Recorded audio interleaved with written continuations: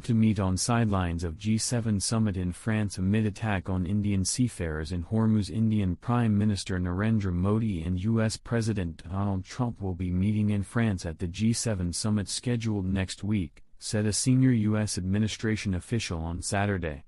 The meeting, likely to be held on June 17, will mark the first face-to-face interaction between the two leaders since February 2025.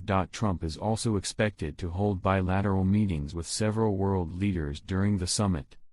Prime Minister Modi, who will attend the G7 summit on June 16 to 17 at the invitation of French President Emmanuel Macron, is expected to engage with G7 leaders, partner countries and international organizations and discuss a host of issues. The meeting comes at a time when ties between New Delhi and Washington are strained by U.S. tariffs on Indian goods. However, the recent visit of U.S. Secretary of State Marco Rubio to India last month eased out some of the tension, with the two sides discussing trade, visas, maritime security, energy supplies and the Middle East. A U.S. official speaking on whether the India-U.S. trade deal will be discussed between Trump and Modi, he said, as quoted by ANI, "I think that the potential trade deal will come up. We signed a joint framework agreement earlier this year. We have been having quite intensive negotiations with the Indians over the past year."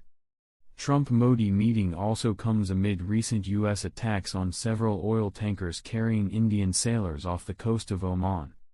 External Affairs Minister S. Jaishankar spoke to U.S. Secretary of State Marco Rubio over the phone on Saturday and conveyed India's strong protest over American military strikes on commercial vessels in the Gulf of Oman that resulted in the deaths of 3 Indian mariners. Spoke to U.S. Secretary of State Marco Rubio this evening. "I reiterated India's strong protest at the attacks by the U.S. Navy in the Gulf that killed 3 Indian mariners. Such lethal actions against commercial shipping are not justified," Jaishankar wrote on X.